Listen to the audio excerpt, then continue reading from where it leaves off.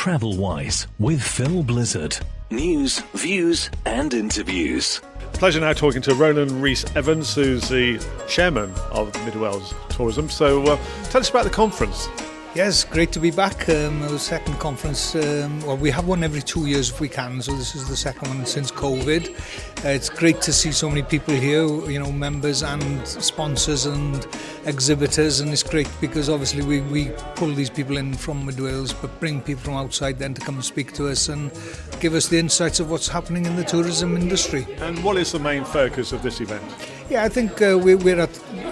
I think the industry, like a lot of things within the country over the last 2 years, has sort of been shell-shocked with the cost of living crisis, interest rates, and the likes. And we just wanted to put things in the conference today to show where we're going, where's the industry at the moment, and what can we look at to see what can develop in the coming years to help us all in these tough times. And the range of speakers, there have been some interesting topics this morning. It's lunch break at the moment, you're enjoying your lunch, and from sort of how to attract international visitors through to practical aspects and operations. Yeah, I think the industry is quite wide and diverse in a lot of things, and the type of person you're trying to attract, and not everyone who's attracted would go to a hotel or to a caravan park. There is a choice and enough of a choice out there for all people.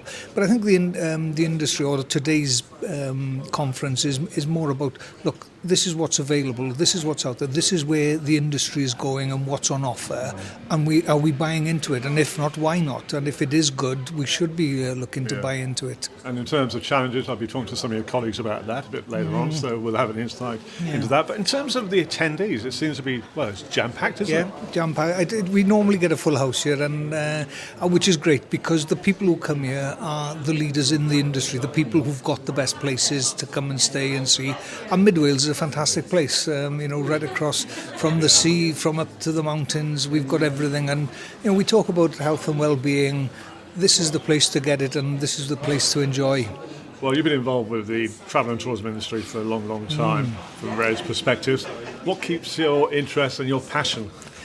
I think Steve Hewson mentioned it. I probably missed the meeting and became chairman, and that was it. No, I love it. I mean, I'm a big part of in the industry, and I've been, we've been over 30 plus years. Our family business has been over 50 years. So, wow. It's something. It's in my blood. It's in the blood. It is in your it DNA. Is, yeah. Well, thank you very much for talking to us, and I look forward to talking to some more of your colleagues later on this afternoon. Thank you. Thank you very much indeed. News, views and interviews. So as the conference continues, we're talking now with we're looking at the Welsh Tourism Alliance, and I have the pleasure of talking to Susie Davis, who's the Alliance Chairman. So first of all, let's find out a bit about the Alliance, its role and key activities. The Wales Tourism Alliance was formed more or less the same time that the Wales Tourist Board disappeared and those responsibilities were taken into Welsh Government, and the industry as a whole thought it still needed an outside voice that represented them independently of government, which is effectively the core purpose of the Wales Tourism Alliance, although it does do other things as well. Okay. So over the years it's changed a fair bit. It no longer has any Welsh Government funding, although we get good support from Visit Wales when it comes to the Wales Tourism Week, and indeed they've actually helped with some of the research work as well in the past. But it is an independent body representing all sectors of the tourism industry across the whole of Wales. So all sectors across the entire country of Wales. When it comes to membership, who are the key members? Well, our members we're an umbrella organisation, which means that the membership organisations themselves are the big meaty operators, if you like. They're the feet on the ground, and we give them, or work with them, I should say, to help give a voice. So that'll be organisations like Mid Wales Tourism, who have been sterling members of the WTA since the beginning of time, and the other DMOs, major DMOs in Wales, along with a space in Wales for those national organisations representing bodies like self-catering and camping and caravanning and so on. When you say you give a voice to the various members and different sectors, what is that voice saying at the moment in these times, towards the end of 2023? Well, the important point to start on that is, of course, is that it's a united voice.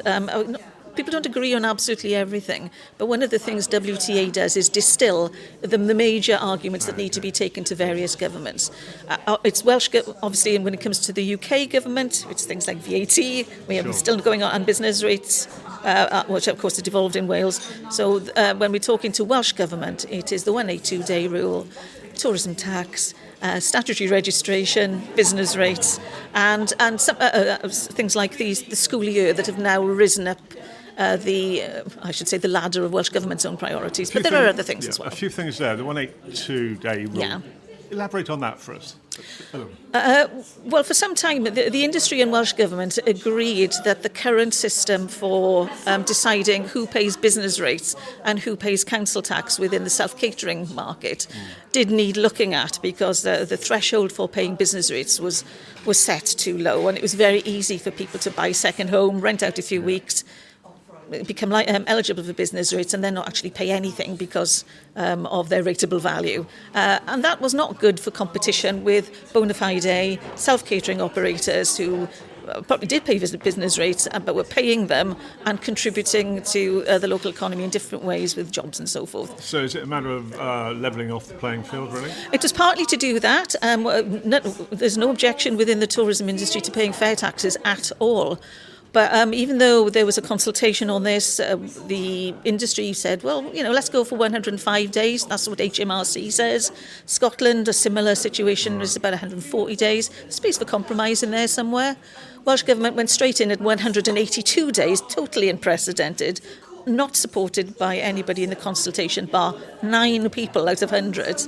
And we've been stuck with this in a very uncompromising, intransigent situation ever since. So 182 days is a huge number of days, isn't it? Well, government likes to characterise it as 6 months and say no business. If you're not doing 6 months worth of business, you're not a business. It's a complete lack of understanding about how self-catering works. And I'd be delighted if Welsh Government could tell me who's going to pitch up for 2 days in the middle of a wet February week to make up these days. It's sure. Or wet November day, like today. Wet November day. So in hotspots in Wales, tourism hotspots, and some businesses who have really got the time and effort to invest in marketing their property, they are reaching 182 days and always have. Yeah. But the latest intel that we've had is that about 50% of them will not make 182 days in the existing year. So it's a bit of a key challenge by the sound of it for a lot of those involved in tourism. What are the other key challenges for you in which you're sort of putting a voice to? So one of the things that we're pleased to see that you can see the voice of the industry reflected in how policies are unfolding is statutory licensing, which in fact is now statutory registration. It is not going to be the horror story that we've seen up in Scotland, which is just going to sweep out so much supply in the holiday let market. There's the work that's already been done on tourism tax. The very fact that statutory registration is now coming before that doesn't mean we've necessarily got rid of tourism tax, but it doesn't mean it's as easy as Welsh Government thought.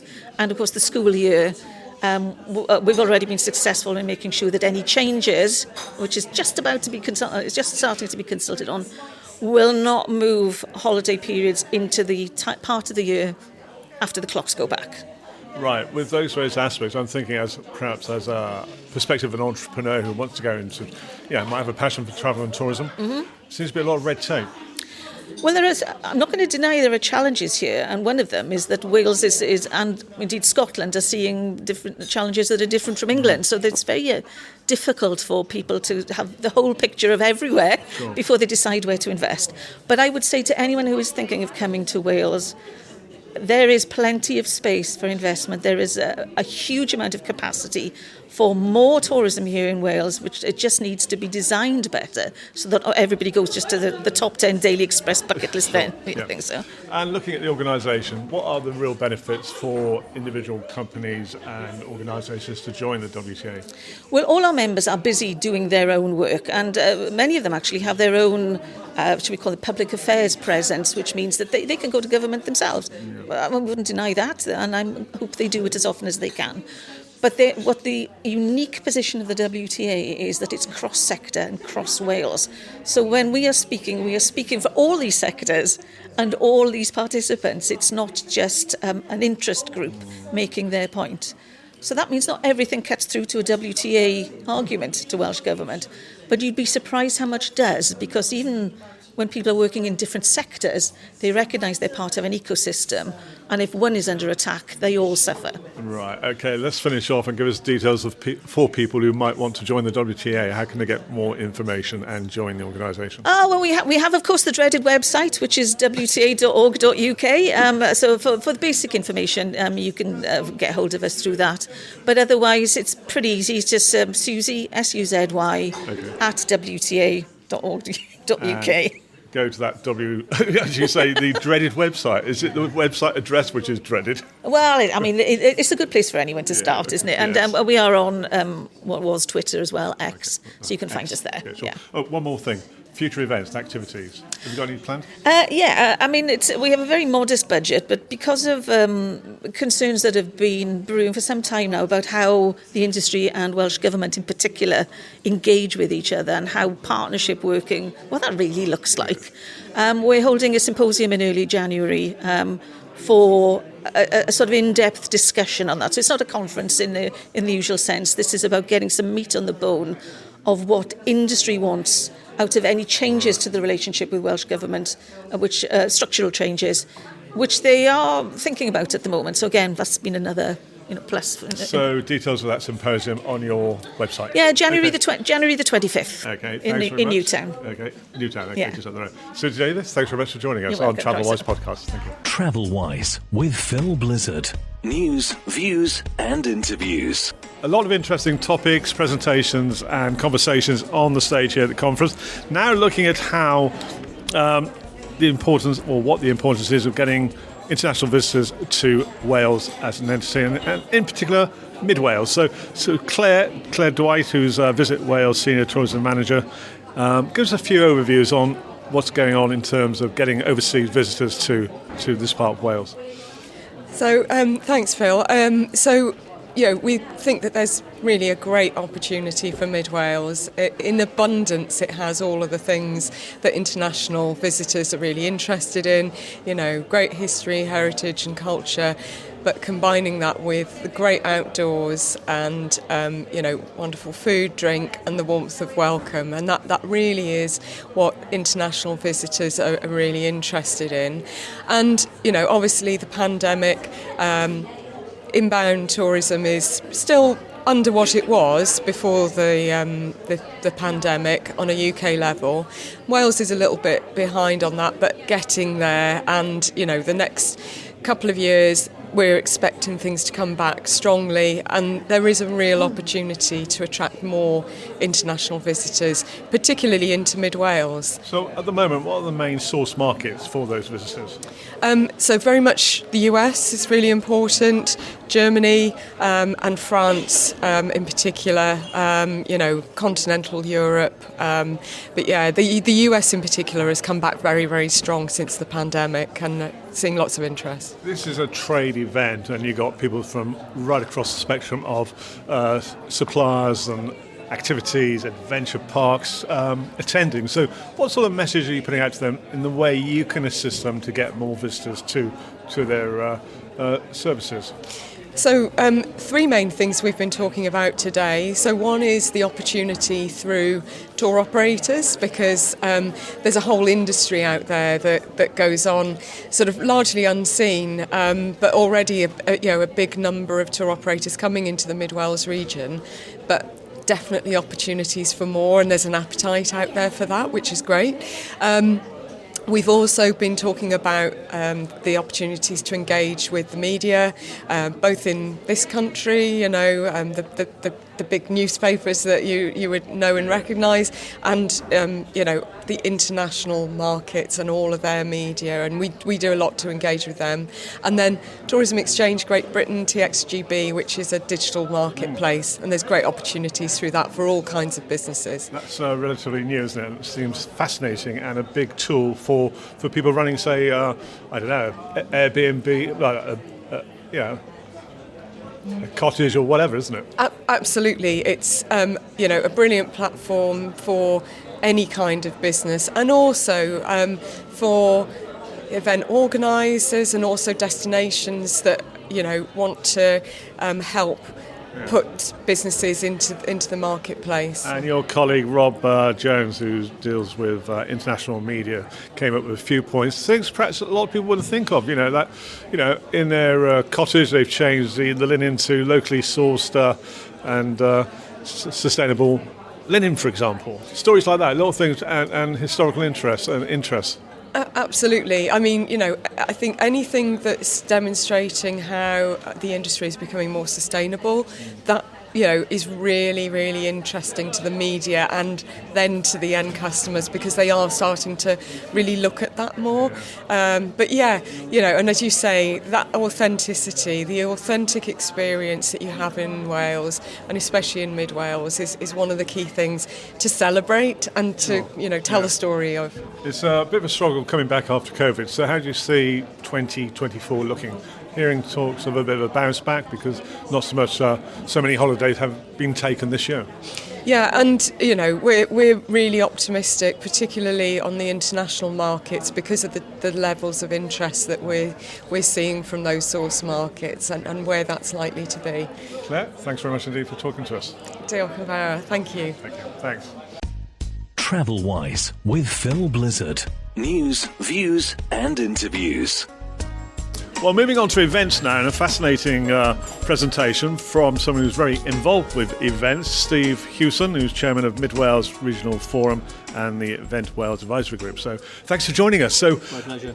Events in Wales, I mean, we know, I know quite a few, like the Hay Festival, the Welsh Show at Builth Wells, the Green Man Festival, just a few, and a huge number of sporting events, of course. So how important is it to the tourism and hospitality sector? Well, absolutely massive. I mean, there's a number of, I suppose, areas where events sit. So the sporting events are huge in Wales, and we've seen the Champions League and other things. And we recently secured the Euros in 2028, but also other sporting events like Ironman, and bring huge amount of numbers of people to places like Tenby. Business events is another area that we're really keen to promote. That took a bit of a dive during COVID, but that's really starting to come back together as people are realising the benefit of coming face to face.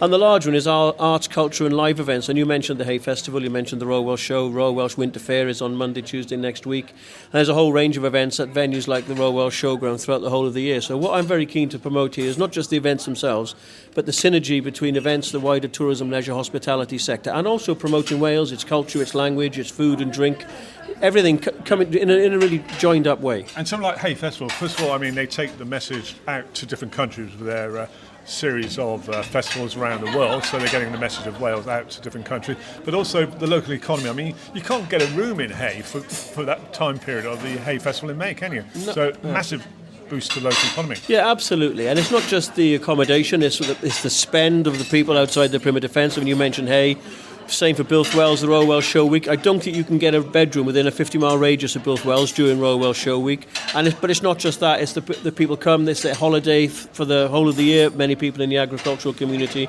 and it's the spend that they leave it behind in local shops, pubs, bars, restaurants. You've only got to look at Builth Wells.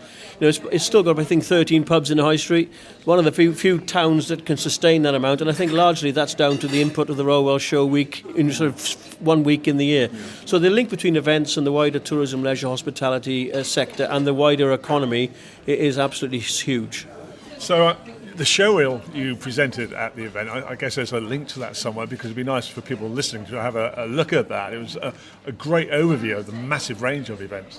Yeah, it was. It was a show reel produced by Event Wales. It's hopefully on the Event Wales website, on the Welsh Government website. And it showcases the huge range of events, not just the large showcase events that you mentioned, but many, many other smaller events. And, it's certainly within the arts and culture and new events all the time. The Machynlleth Comedy Festival is one that's been well established, but this year they had an Aberystwyth Comedy Festival. And the Machynlleth one is very much seen as pre-Edinburgh Festival, where people can try out their acts. And the Aberystwyth one is post, so people are, able to showcase their seasoned trial acts. Right. So I think it's developing new events all of the time and being innovative around the way we do it. So events, I mean, the big events are very demanding on all aspects, from supplies to manpower at those events. What are the biggest challenges at the moment? I think cost. Ultimately, I mean, I speak as an ex-chief executive of the Royal Welsh Agricultural Society, the Royal Welsh Show. The problem you have at the moment is the costs are going through the roof. Contracts, energy contracts, tracking, tentage, security, all the sort of traffic management, all the sort of major contracts are huge. Waste management is another one. We've heard of changes today to waste management, more rules, regulations, getting rid of plastics. All of these things are great, but they bring additional costs. So the increasing cost of putting on an event is significant, probably around 25-30% increase. Right. And yet you can't put that money on your ticket price because people get really sensitive around another pound on a ticket price. So the difference between income and expenditure is narrowing, which means that businesses are becoming more challenged when it comes to their profitability. Yeah. So, talking of events, this is a travel tourism trade event. How important is this to the industry? Oh, absolutely huge. We've just had a round of the 4 Visit Wales roadshows in the 4 regions of Wales, and now Mid Wales Tourism have done their conference. And you can see by the numbers here today how important it is. The engagement is huge. The trade stands that are here to support it are really, really important to see, the supply chain issues. And I just guess by the engagement and the number of people here, we can see how important events like this are to the sector. And another aspect, you're involved with the Mid Wales Travel Forum. Yeah. Tourism Forum. Tourism Forum, yeah. Tell us about that organisation. Yeah, well, basically it's an event which sits underneath Visit Wales. There are 4 forums in Wales. There's a North Wales Forum, a Mid Wales Forum, a West Wales and a South East Wales Forum. Each have got an independent chair, and they're represented by people from across the sector in those areas. We also have inputs in the forum meetings from Visit Wales, from Welsh Government, and it's an opportunity for us to hear what the issues are coming from the centre, but also for Welsh Government to get the feedback directly from the floor into the officials and others that come to our meetings. But also then on a quarterly basis, as chair, I sit on the Visitor Economy Forum, where we speak directly to ministers and senior officials around the issues. So it's a real opportunity to communicate what Welsh Government are thinking, to sense test it, I guess, in terms of giving feedback, and also to make sure that ministers understand what the impact of those policy decisions are when they land on the ground. Is that a bit of a battle? Oh, absolutely. I mean, ultimately, what we can do is we've got to work with the Welsh Government. They've got a mandate, from their manifestos and cooperation agreements and the other things that are quoted at us. They have an ambition to introduce a visitor levy, registration, changes to the way that business rate relief is applied, and now school holidays, and even the 20-mile-an-hour speed limit. All of these impact on the tourism, leisure, hospitality sector, and our job is to make sure we get the message across so we can influence the policy so that it lands in the best way that it can. Sure. Well, thanks very much for those insights. Fascinating talking to you, and thanks for joining us here on the TravelWise podcast. Thank you for having me. TravelWise with Phil Blizzard. News, views and interviews. TravelWise. And if you'd like to have your own podcast, do drop me an email on philblizzardmedia@gmail.com. A Phil Blizzard radio production. Available on Apple, Amazon, Angami, Spotify, Deezer, Google and all good podcast channels, and also now on YouTube.